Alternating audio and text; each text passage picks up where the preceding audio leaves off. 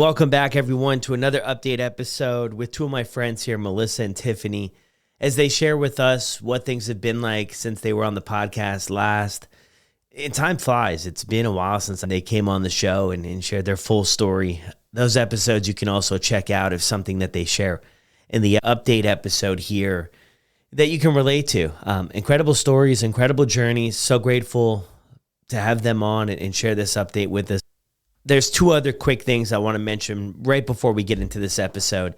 If you haven't left a review on Apple or Spotify yet, please jump over there and do that. Leave a written review on Apple, 5 stars on Spotify.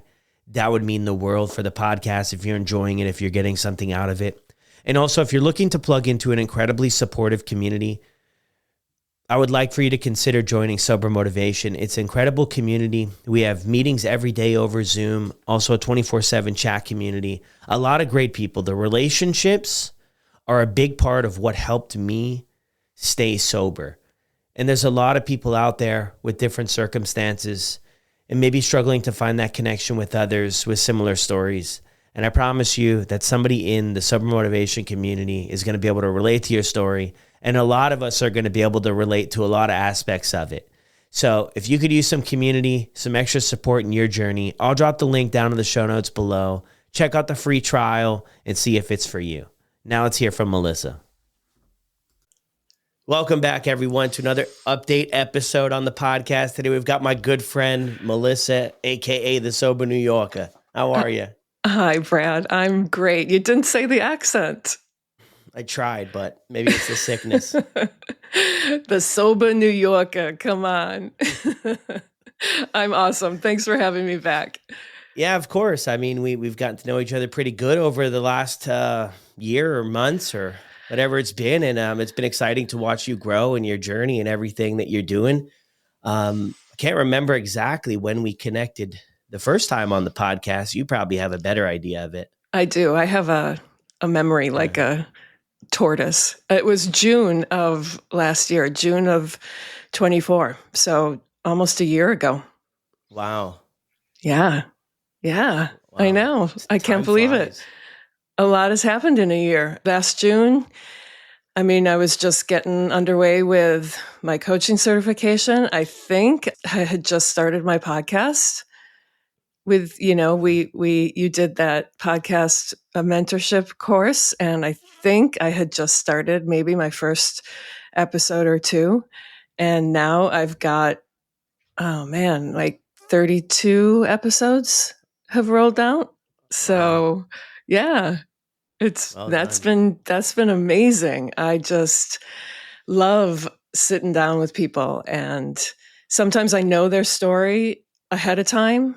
There's a lot of people from the Sober Motivation community. I shouldn't say a lot, but a handful that have sat down with me. And then there are some random people that I've been following on Instagram. I reach out and say, "Hey, like I want to hear what you're all about." And they come into the studio and I have no idea. And that's exciting for me because it's often, a really good, interesting story. And I can relate to so much of it because I've done the same thing. Anyone who removes alcohol from their life has a pretty good story to tell. So that has been a really fulfilling part of my life, that podcast. Thanks to you. Well, thank you. It's great work. I mean, it is really, you get to hear the resilience in people and what they build and where they've come from and what their journey's been like. And there are so many similarities, I feel, to a lot of the different stories that we hear. Where you're at now in your journey, what are you experiencing?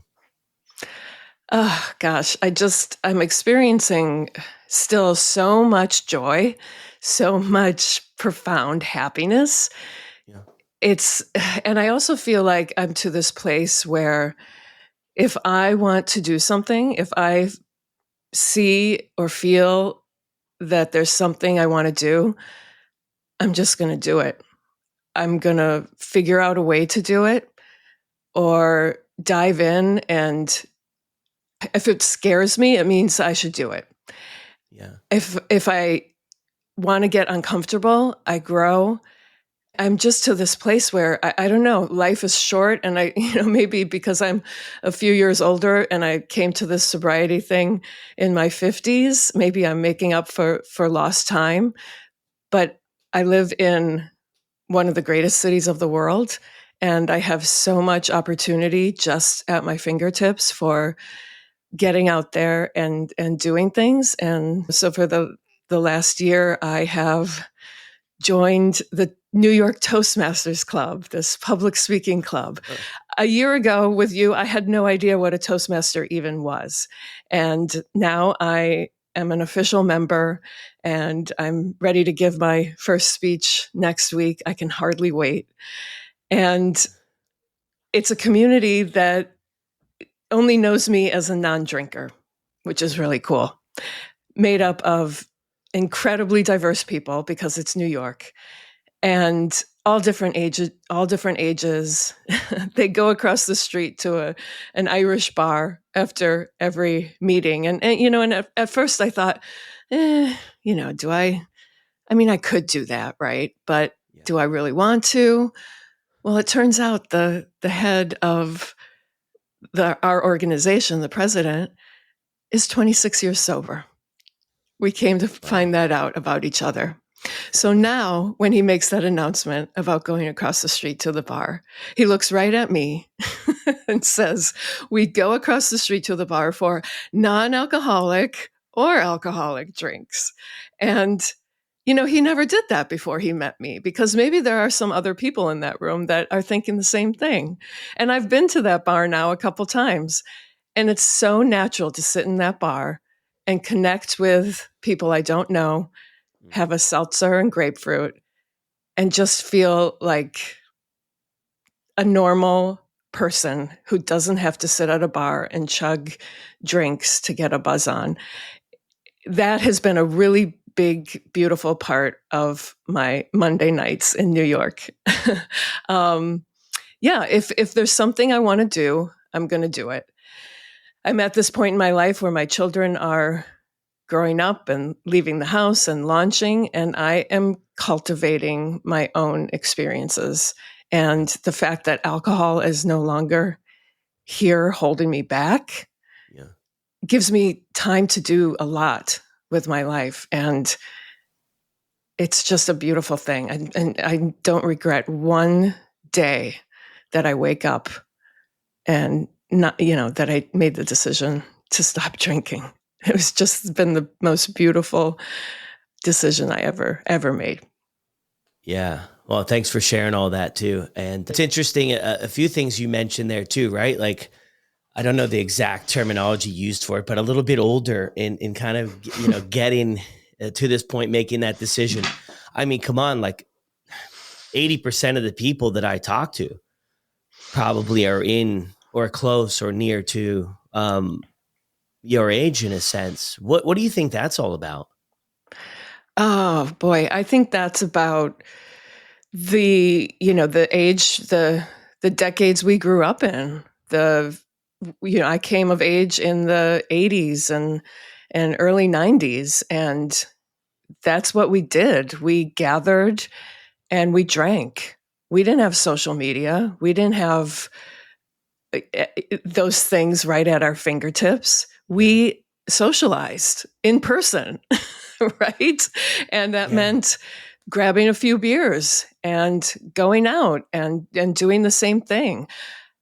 The kids today, there's a decrease in drinking, and a lot of it might have to do with that. The fact that there isn't that in-person connection as much. I don't know. That would be an interesting study, but it's definitely a generational thing. And then I think as we got older, the mommy wine culture, at least for me, was I came of age with my kids when that was emerging. And we got sold this bullshit that raising our kids was really hard, and wine at the end of the day was going to make it easier.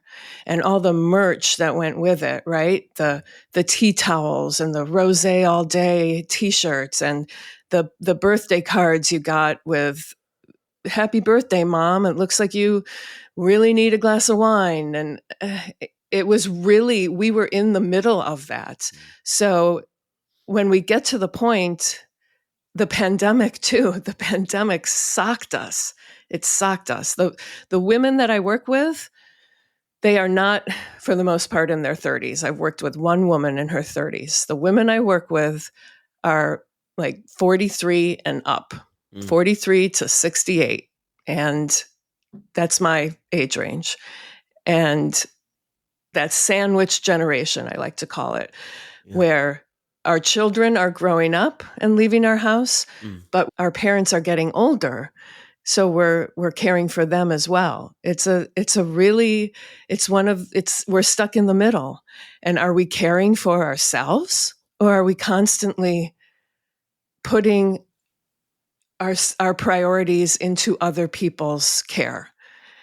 And we lose sight of ourselves. I mean, I'm speaking 100% for myself and a lot of women I know, that we just stop showing up for ourselves.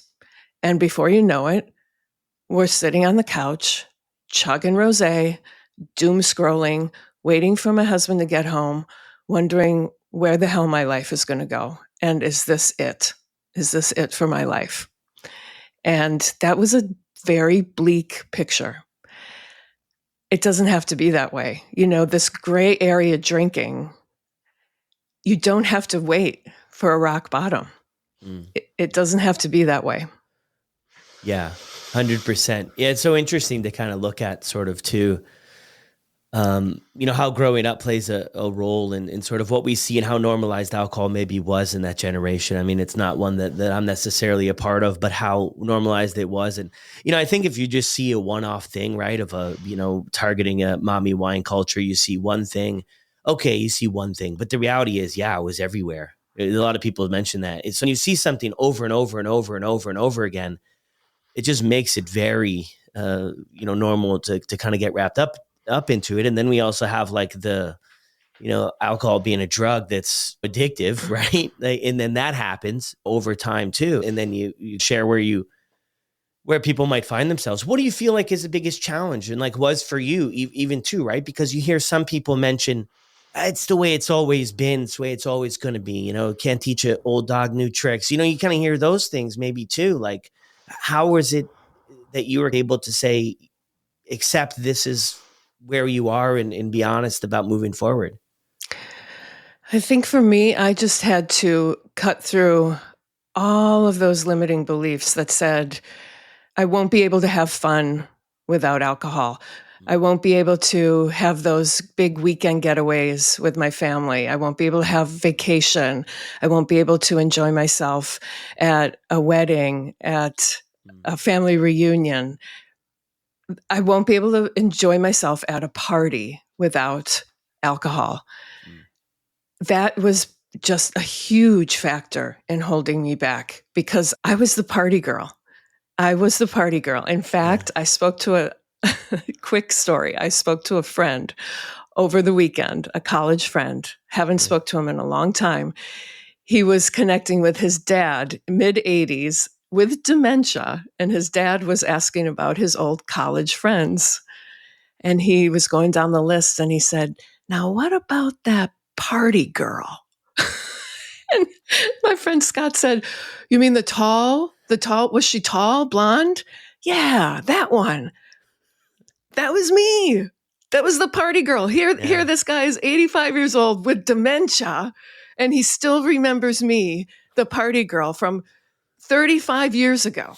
Like, that was me. Wow. That was my narrative for so long. That was a big thing holding me back. Like, I looked forward to those parties. I looked forward to those weekends away, because that was my right to relax and have fun and kick it. I didn't turn into a mean, angry drunk. Listen, the next day was another story sometimes. But so how would I do that without alcohol? That kept me stuck for so long.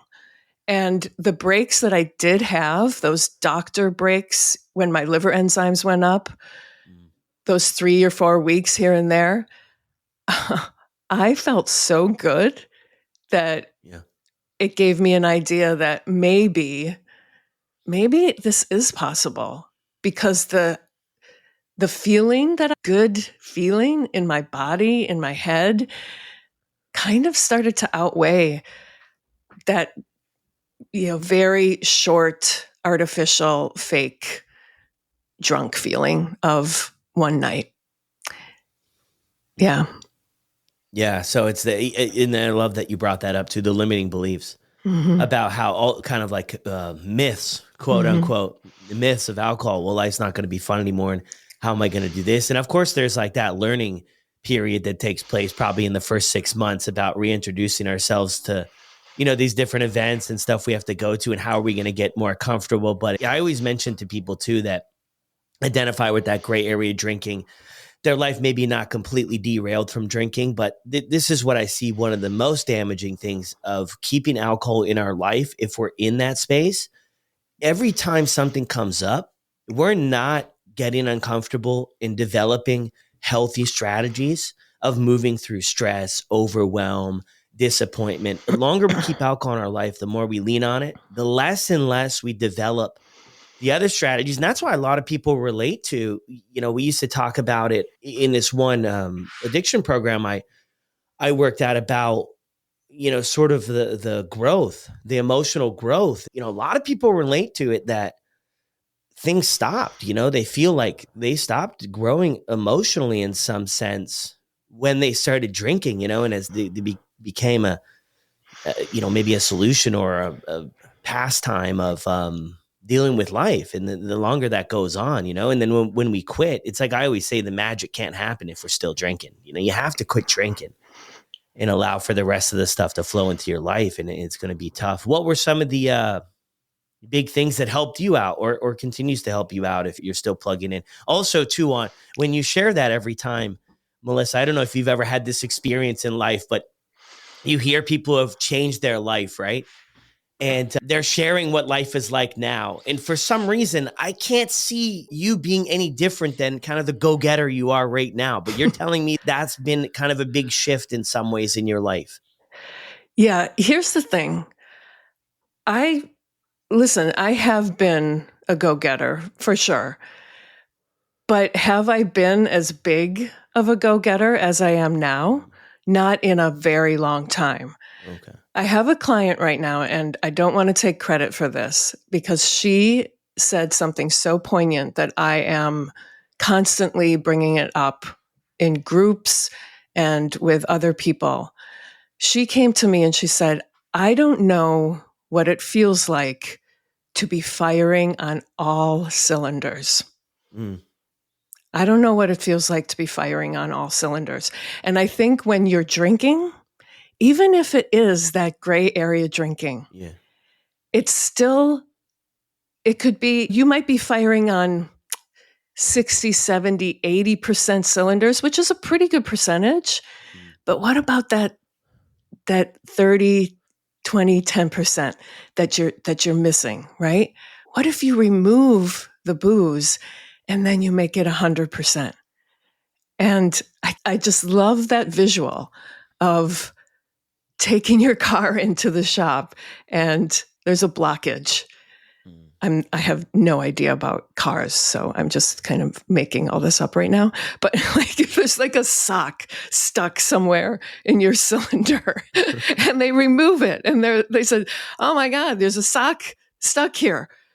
Well, no wonder you were only operating at 70%.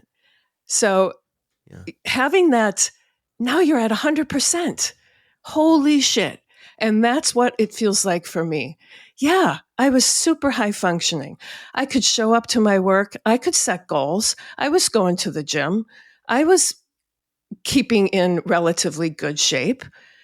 But once I took that sock out of my cylinder, I mean, we're talking like jetpack rocket fuel, because there's no block in my way. And that's what I mean when I'm saying, like, I can do anything. There's no block. It's an open road. And if I want to set a goal, I have completely become this goal-oriented person, which before, not so much. Maybe in my head, But now I'm thinking like 5 years down the road, 10 years down the road. That never happened before. That never happened before. I'm thinking big. Alcohol kept me small. And I don't want to play small anymore. Now that I'm not drinking, it's big or go home. And I'm firing on all cylinders. And if people can just get that in their head, that don't you owe it to yourself to just try and see what that looks like? Yeah, I would say 110%, Yeah. try it out and figure it out. That's the other kind of, flip side of things too, is I think there are a lot of people who do try it out. And not to say they're doing it wrong or, they're doing it right. But a lot of the stories I hear too on the side of things is people just want to do it all on their own. I mean, for decades, Melissa, people will just kind of secretly try to just go at this all on their own. And I think it's the shame and everything that's involved with it, right? Not wanting to share with other people. But my goodness, doesn't it blow the door right off the hinges when you get in a room with other people, whether it be in person or online or wherever, and it's like, man, they're sharing my story. They're talking my language. They understand. We do it in all other areas of our life, right? Like a simple example, right? If I need my oil changed or I need my tires changed, I have no problem going to the mechanic and asking for help. Like, I just don't have any problem. And there's that struggle, I think, with a lot of us too. And I think we all kind of, in one way or another, kind of go through that phase, right? I always had the thought process of, I got myself here. Oh my gosh, if they knew, the people close to me, what was really going on in my life, like maybe they'll think differently of me or think less than of me. But the reality was I had to put that aside and get the help and support that I needed. My earliest mentor, Andy, because I was, even when I started kind of trying to tread water a little bit, come out of this hole I dug for myself, I was still wanting to do everything my way, right? I would pick up on the things that were easy, that wouldn't push my comfort zone too much. And Andy pulled me aside after this meeting one day where, we're in this church, which, it was a whole nother thing. But he told me, Brad, he said, your best ideas, man, your best thinking, dude, look at where it's landed you. You're going to have to listen to some other people, man. You're going to have to follow a couple ideas that other people have, because you're not going to be able to think your way on your own out of this. How did that change for you, kind of plugging in and thoughts on any of that? That was huge. That was everything, because I gave this a pretty valiant effort right before the pandemic, 4 months on my own, following a couple communities on Facebook, that kind of thing, listening to podcasts, Quit Lit, all that kind of stuff that people do initially on their own. And that, that day the pandemic kind of started in New York, I didn't have anyone to call on when I said, I want to have a beer. And if I did, it could have been a lot different. So building that muscle, having that community, which leads to, you enter a room, whether it's virtual or in person, it leads to relationships. It leads to people you start to know. Some you get to meet in person. I've met a lot of really incredible sober people in person through retreats, through my coaching program. We all got together. I mean, talk about like the vibe. It's just electric when you are with people that don't drink alcohol and are just bettering themselves. And I mean, it's just it's hard to describe. I'm not doing it justice. But when you get to know these people and you exchange numbers and you check in. I mean, just last night I got home and I hadn't heard from someone in a while. And actually she texted me and I totally forgotten. So I texted her back. And then it was like, how are you? And when we had this exchange for a while and we know we can depend on each other and we have those relationships. So I know if I'm in a crunch, I know if I need help, I have a whole Rolodex. How about that word? Of people that I can call on. But that's also a muscle that you need to work. That's also a muscle that you need to build. calling for help, because you're right. We use that. We use, people help us with all sorts of things. Mm-hmm. Your dishwasher, I go to my local grocery store, and I'm usually the tallest person. I'm always constantly helping people get things off the highest shelf in the grocery store. I am. Get those beans? Can you get that can of beans up there for me? I swear to God. But it's a great way to think about it. Why wouldn't you ask for help if you're stuck in a spot where you think you're feeling that you might drink, or you're going through a tough spot? And call a friend, text a friend. And I mean, that's what we're there for. You have to lean on the people that know it. And community was a game changer for me. Game changer. I'm going to be 2 years sober in August. That's just unfucking believable. Really? Right. August what? What's the date? Is it August 14th. August 14th. That's the day after my birthday. Your August 13th birthday. Yeah. Yeah. That's cool. Well, I'll never forget that now. The day after. Yeah. I'll celebrate my birthday really quick, and then we'll celebrate yours. Yeah, let's go. Yeah, I think that's a big part of it too. And I think we have to get warmed up to letting other people help us. You ask people, I do anyway, ask people a lot of the time when they're in this journey. I say, hey, when you were going through this, did you know any sober people? Most people are like, no, I didn't know anybody who wasn't drinking or that was sober. And that's another thing I think. We'll just plug in, see what it's about. Wherever people land too. I mean, you can land in a ton of different places. But I was thinking too, I'm just looking at where I live here, and in Ontario, we have a lot of great services for addiction and mental health and everything. But just listening to this recent minister of mental health and addictions, and I don't know if it relays across the US, but a lot of these services in the places where I used to work, they're for like crisis. So if you're in a crisis, or I don't know that there's really the exploration services out there of like, hey, I just kind of want to dip my toe in and see where I'm at. I want to talk with somebody and get involved with other people.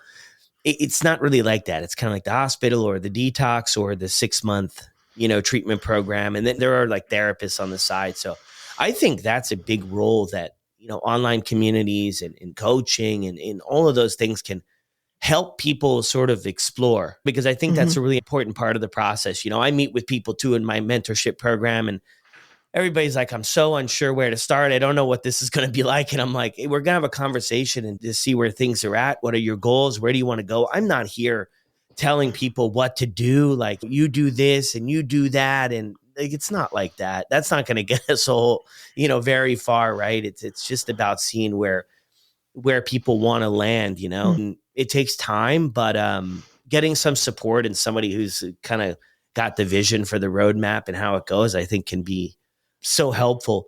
Anything else, Melissa? 2 years too, like, wow, time's flying. And it's been great to have you in the sober motivation community. And it's so incredible to watch everything that, you're moving on, and you're heading over to see our friend Sober Dave here soon. And, so many cool things. Anything else you want to mention before we sign off? I think that's it. Just thank you for having me back and checking in. And, I just want to remind everyone that it's never too late. Like, that's what I get to say. And that's a good point you bring up about, you don't have to dive in and say, I'm going to be sober right now. It's a process about getting curious with yourself. It's trying it on for size, right? It's, let me try this on for size. Let me see how I feel, and take it small goals at a time. Give yourself 7 days. Keep moving the goalpost. See how you feel after, keep moving that goalpost and try it on for size. And if it fits good and if it feels good, then keep it on. Yeah. Keep it on. Yeah. I'm trying to wrap my head around the other side of that too. I think we have to be honest with ourselves, but like, it's going to feel good. It's going to feel really fucking good. Yeah. Like, you have to hang in there for a bit. Obviously, like, some people relate to the story of things can get worse before they get better, because we've been avoiding emotions and numbing them. And, then when you stop drinking, things can really kind of flow in. So it can feel a little bit heavy, but like, you stick with it, you develop as you go. And then I think when we first start, you mentioned earlier, when you first give up, you're like, how, in so many areas of life, how am I going to do it without alcohol?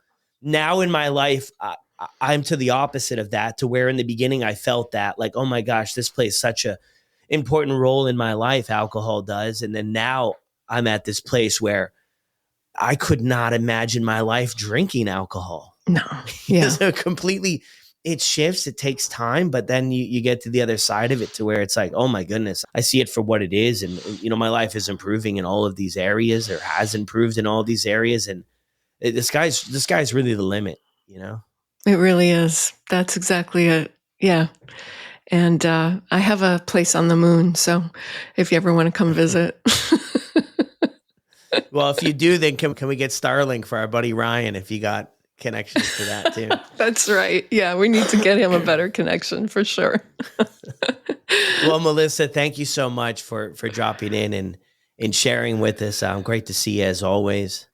A pleasure, Brad. Always good to see you. Thanks for having me. Well, there it is. Incredible update from our friend Melissa. Hopefully you guys are all right. I'm a little bit under the weather, if you couldn't tell from listening to that highlight there when Melissa and I recorded this. But thank you guys for checking it out. If you enjoyed or can relate to any of it, be sure to send Melissa over a message on Instagram. I get to see a lot of Melissa, not only hosting a meeting a week inside of the Sober Motivation community, but also attending a bunch of meetings and really plugging in. These are the people, I got to be honest with you, who I see really make big strides in this whole journey of sobriety and giving up drinking. And it's incredible to see. It's incredible to see somebody else make, so much progress, right? I think a lot of us go into this like, come on, can quitting alcohol really improve my life? And there you go. That's a story of it doing just that, from getting sober. Now let's check out Tiffany's update story. Welcome back to another update today. We've got my friend Tiffany Jenkins with us. How are you? Hello, I'm doing great. I'm so happy to be back. Thank you for having me. Yeah, of course. Thank you so much. It was a great time when we connected too, for you to share your full story. We're here for an update to see how things have been going for you, since. And is there somewhere you want to kick things off with too? And you've got something else in the works too, hopefully you'll share with us. Yes. So much is new since we last spoke. I'm still sober. The last November, I celebrated 12 years. I went through a divorce about 2 years ago, which was really one of the toughest things I've gone through on my sobriety journey. And there was definitely moments where the idea of escaping was very tempting, but thankfully I had a really good foundation of recovery and really cool friends around me who kind of helped come sit with me all night while I cried. And so I'm really grateful to the people who helped pull me through that. So everything is different. I have my children half the time now. So there's a whole other half of my life that I have to figure out what to do with my hands when they're not around, because I'm so used to being a mom all the time that, to have a week without them, I'm trying to discover who I am.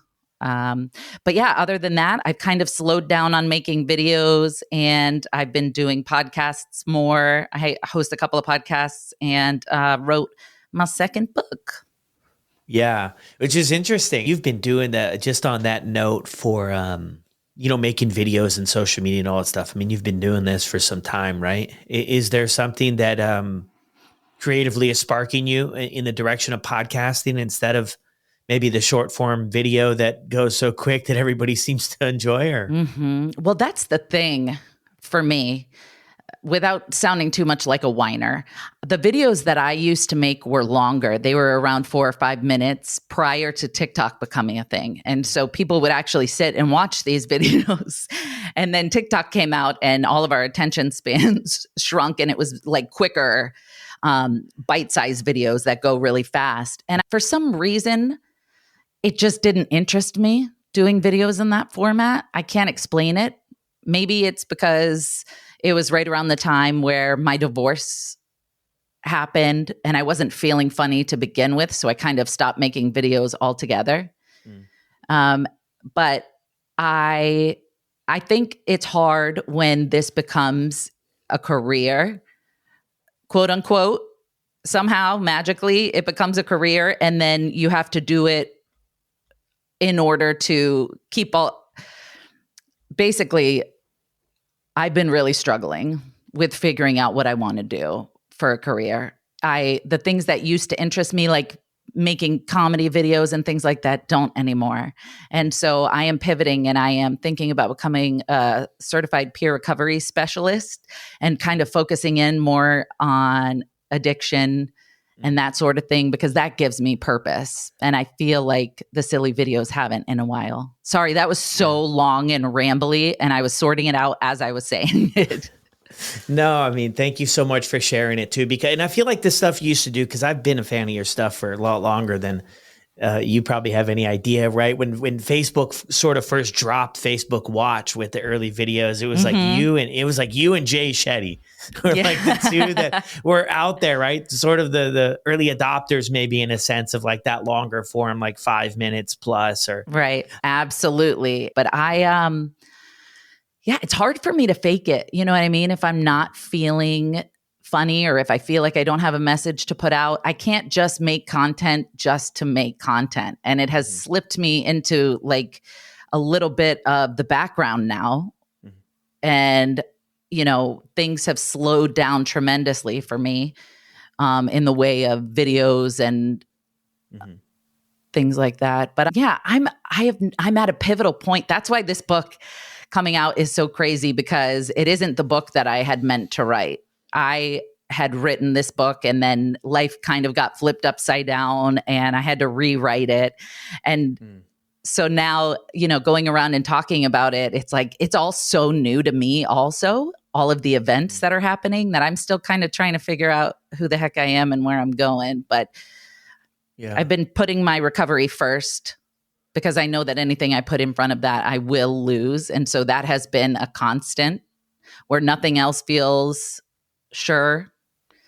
My recovery and my friends in recovery have been a constant. Yeah. Well, and I think that's a great point to kind of hit home too. Even as things get, like, we don't have all the answers moving forward, but we know that too, the sobriety has to be there and plugging in and getting support too. I think you mentioned that too with the divorce and going through that difficult time, plugging in and finding, people to talk to and all that stuff makes all the difference. What can you share with us about your new book? Well, the book is basically, you don't have to have read the first book in order to understand this book. I tried to write it in a way that they were independent of each other. This book kind of picks up where the other book left off. So my first book was about my time in jail and the things that led up to my arrest. And this book is about being released into the real world for the first time as a sober adult, having to start over from scratch when all I've ever known is drugs and alcohol. And so it kind of it follows my journey through the halfway house, and then my whirlwind marriage and pregnancy situations. And then unfortunately, I had to touch on the divorce and the things that led up to the divorce, because I couldn't put a book out that didn't match up with what was going on in my life. And I didn't want people to be reading a story about two addicts living happily ever after while looking at my page and being like, wait, she's single. What is this? So I had to make it true to me. But it reads like fiction. Hopefully it's a quick read. That's one of the compliments that I've been getting, is people couldn't put it down. And I love that. Yeah. Well, that seems to, anytime I see anything pop up about your first book, A High Achiever, is that so many people relate to it, and like there's just I see so many good things about it too, for the impact it's had. Anytime it pops up, or I see your reviews on Amazon or anywhere, so that's great. I'm sure people are going to be excited for kind of the next leg of the story, right? Yeah. It's kind of about the rebuild. I had this story of I was in prison for a year, and I think for a lot of people they're like, oh, that's so difficult.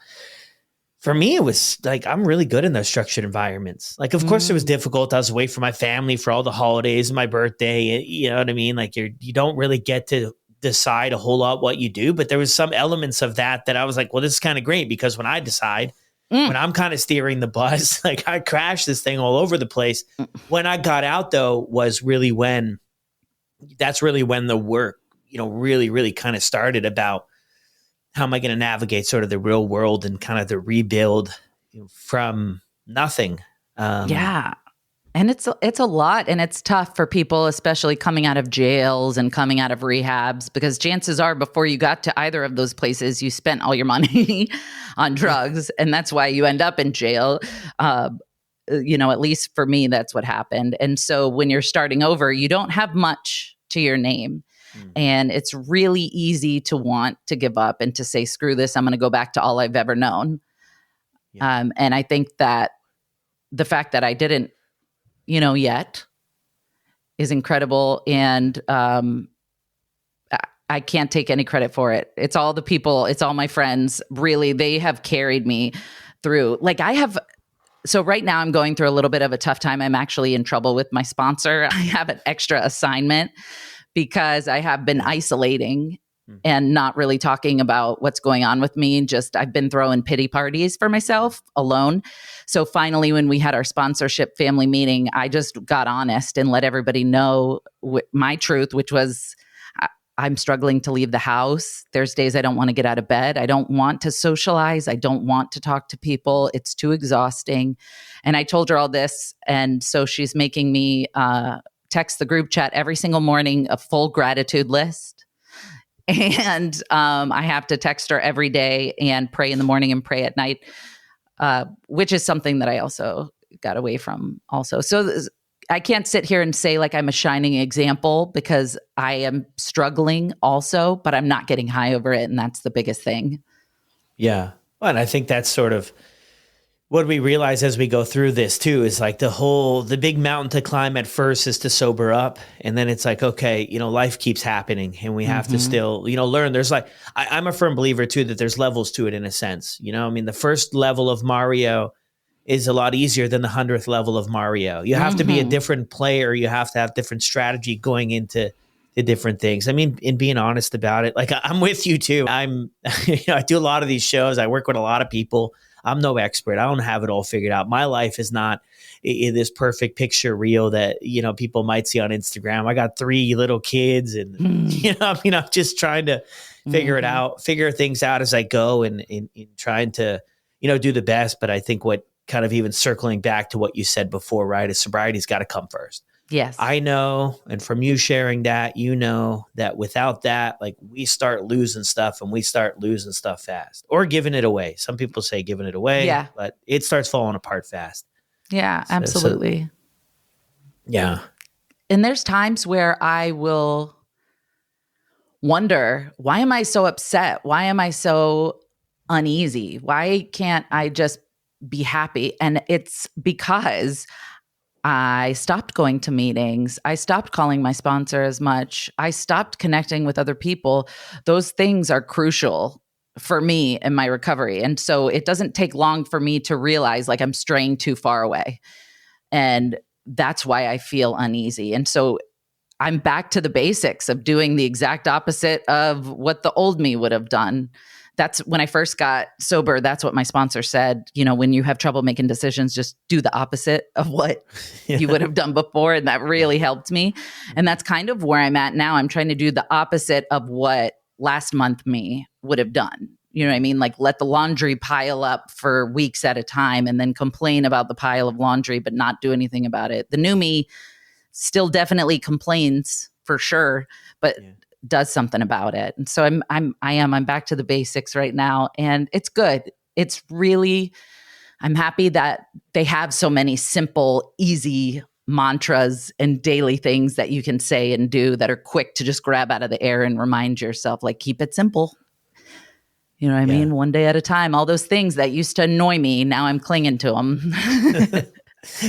Yeah, they say it's there for a reason, right? Right. And I think that that's such a great place to ground ourselves, right? With just keeping it simple.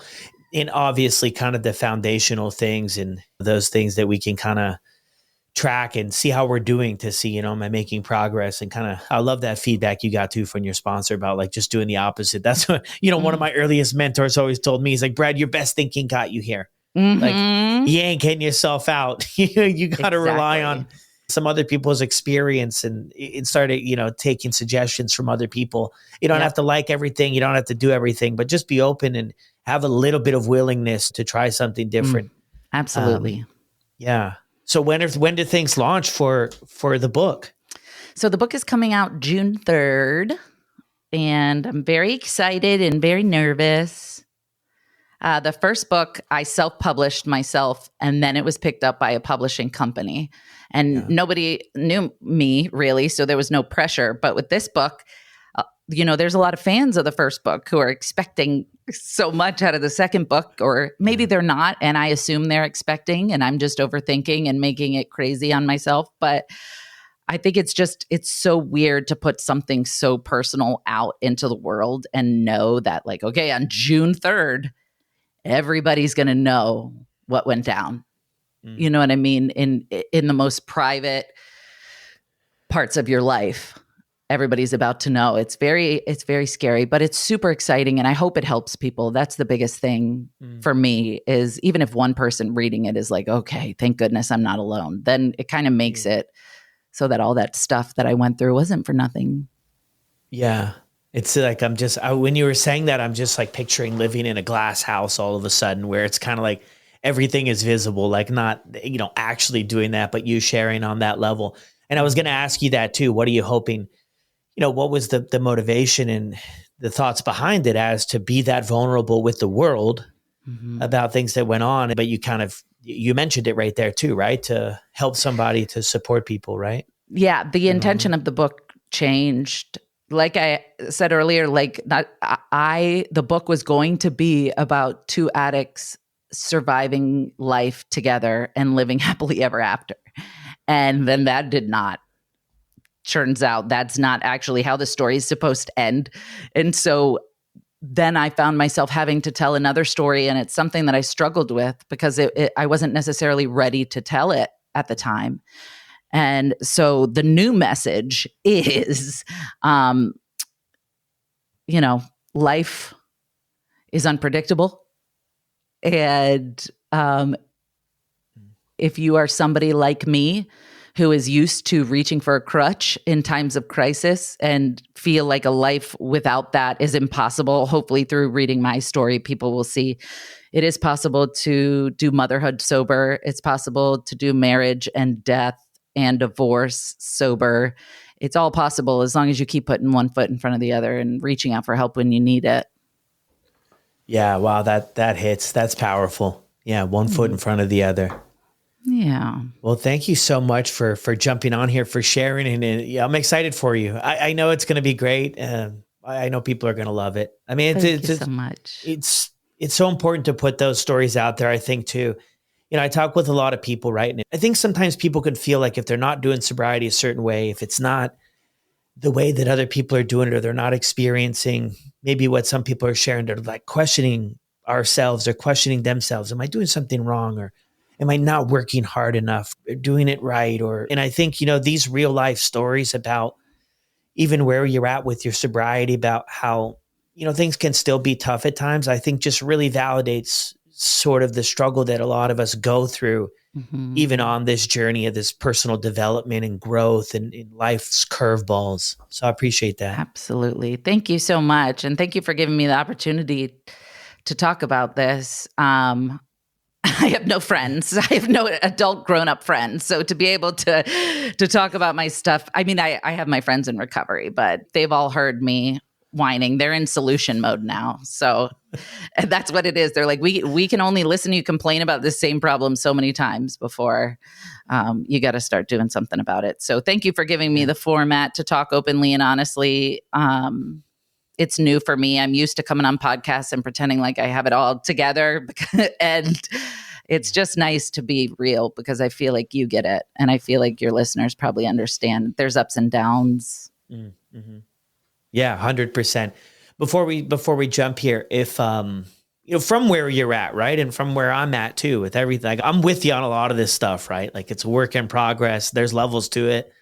I'm working, on things coming from that stance too. I mean, what would you mention to somebody too, if they're kind of coming out, you mentioned earlier too, right? Coming into the halfway house and sort of that story, kind of like starting over from scratch. I mean, what was something when you look back that helped you maybe just believe that things could change to keep you around long enough for them to do that?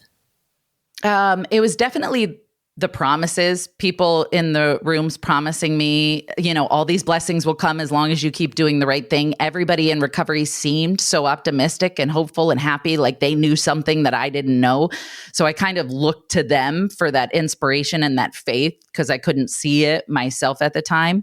But the biggest thing that helped me in the beginning was I tried to fix everything the day I got out. I wanted my license back, my family back, my relationships back, my money back, trust back. I wanted it all back. And when it wasn't happening quickly, I got really impatient.